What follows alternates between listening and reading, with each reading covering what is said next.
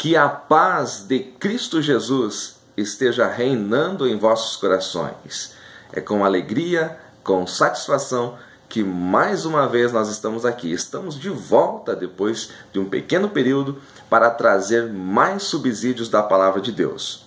Eu sou o evangelista Márcio Mainardi, sou professor de História, sou professor de Teologia e também professor da Escola Bíblica Dominical. Se você está chegando agora no nosso canal, seja muito bem-vindo. Inscreva-se neste canal, acione aí o sininho para você receber os demais vídeos em primeira mão assim que nós publicarmos.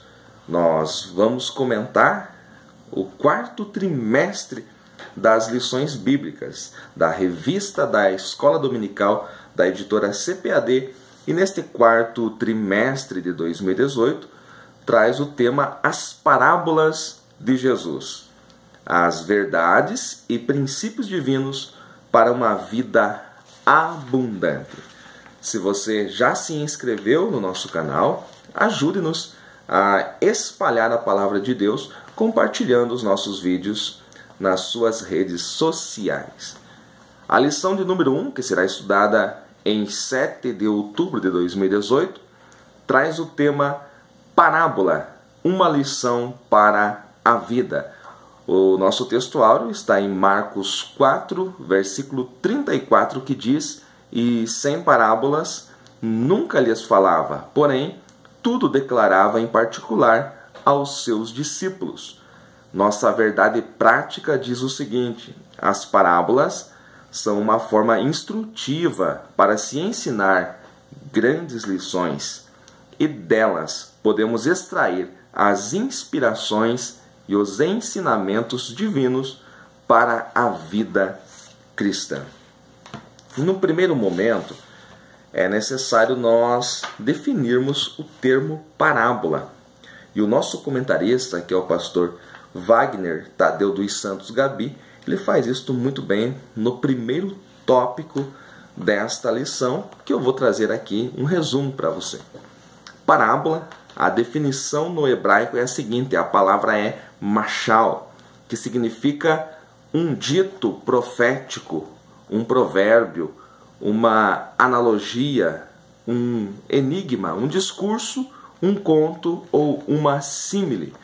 Já quando nós vamos para o Novo Testamento, você sabe muito bem que o Novo Testamento foi escrito no grego koiné, e a definição é a seguinte: a palavra é parabolé, de onde vem a palavra em português parábola, que quer dizer pôr ao lado de, comparar, um exemplo pelo qual uma doutrina ou preceito é ilustrado. Também se refere a similitude. No primeiro momento, é necessário também nós entendermos o que parábola não é. Parábola não é uma fábula e também parábola não é um mito. Mas, professor Márcio, o que é fábula? Fábula é uma narrativa onde animais ou coisas têm características humanas. Então, quando você lê um texto onde animais, coisas, por exemplo, uma porta, uma cadeira fala, isto é uma fábula.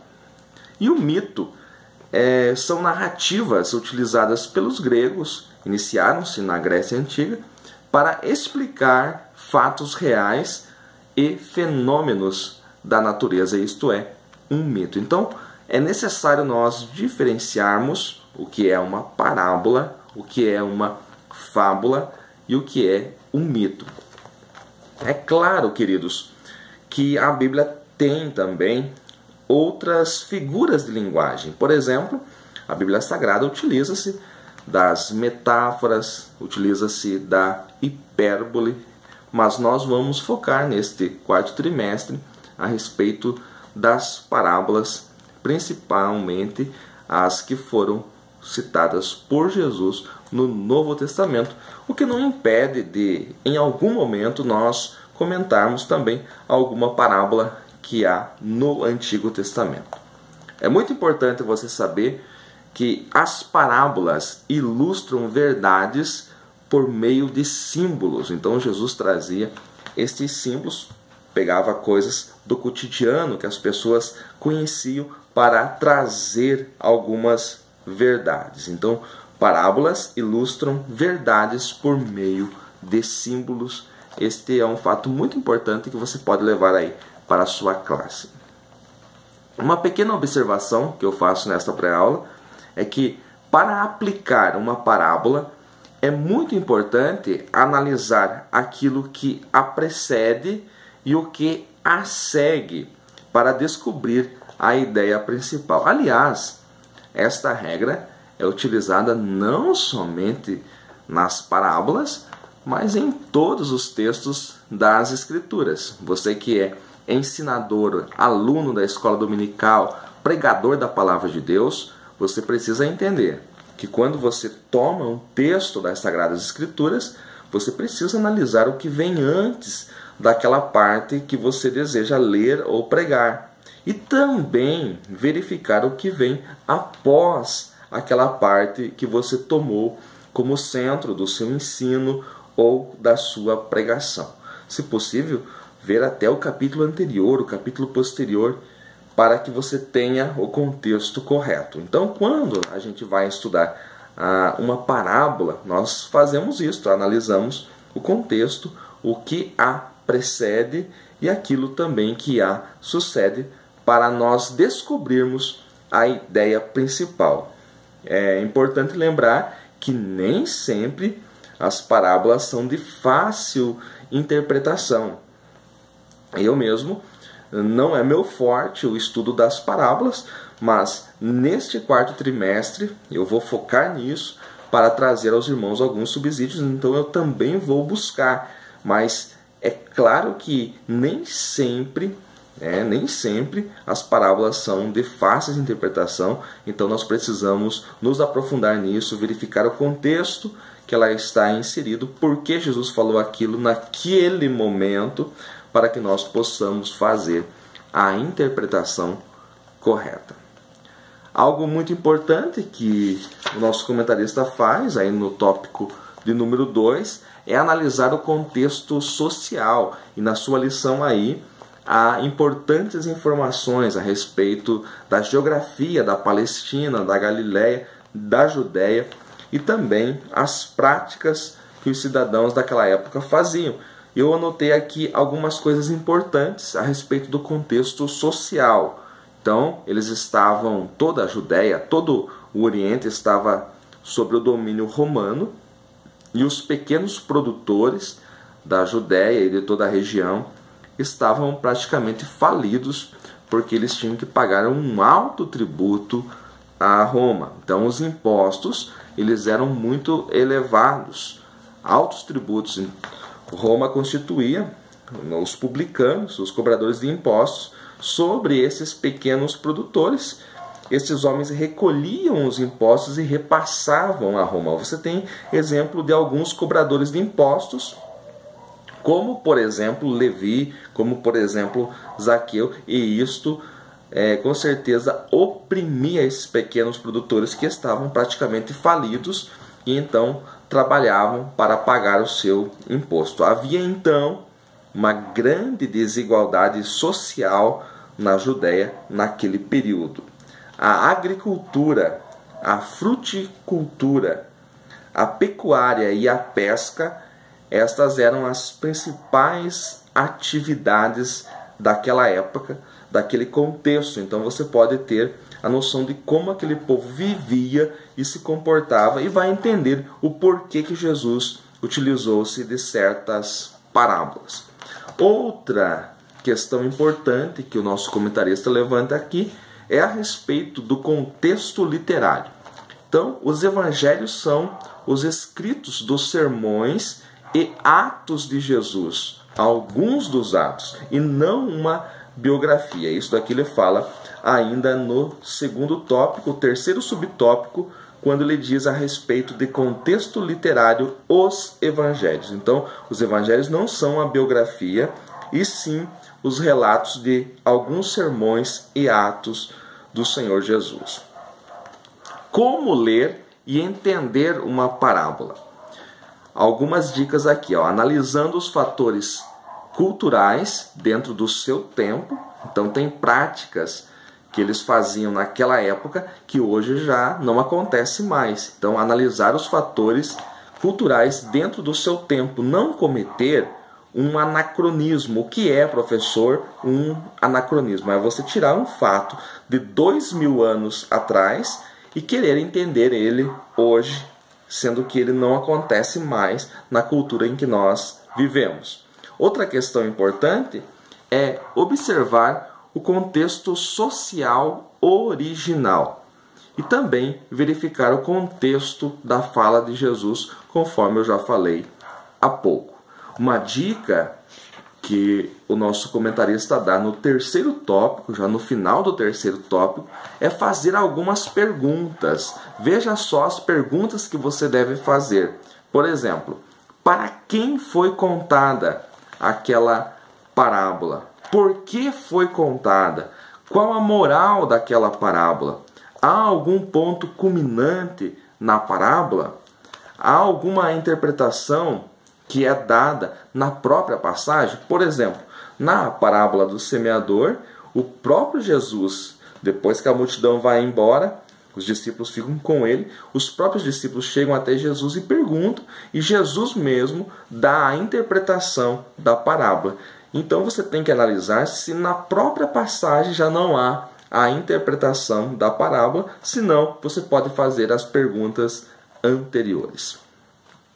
Eu encerro esta pré-aula dizendo o seguinte: Jesus veio trazer o reino de Deus aos homens.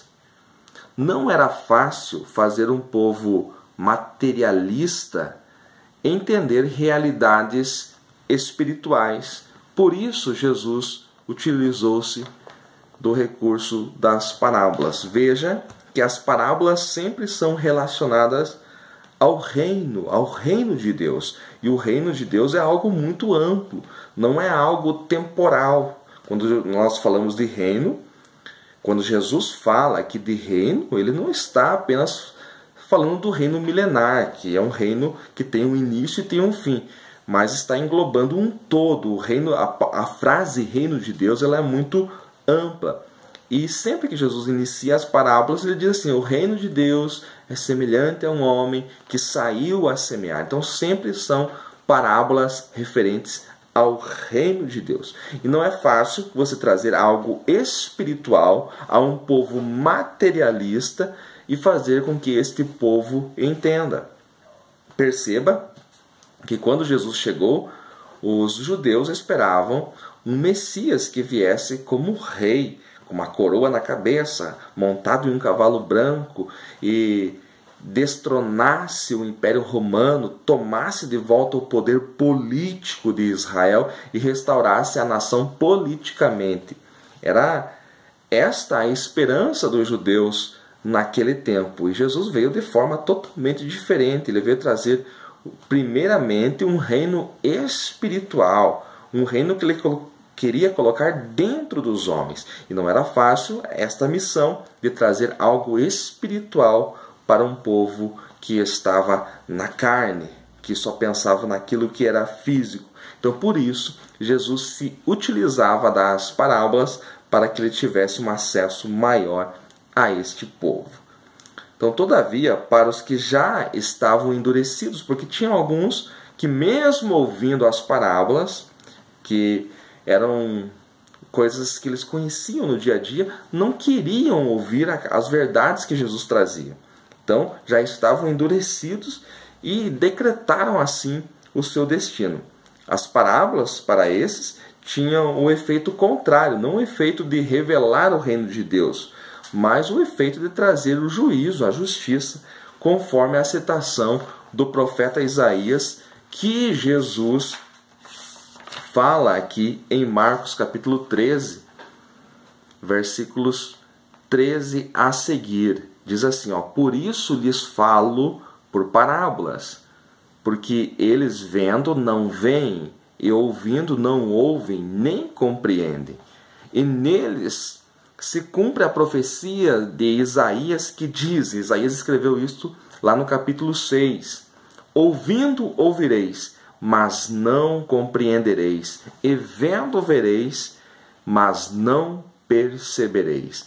Porque o coração deste povo está endurecido, e ouviu de mau grado com seus ouvidos, e fechou os olhos, para que não veja com os olhos, e ouça com os ouvidos, e compreenda com o coração, e se converta, e eu o cure.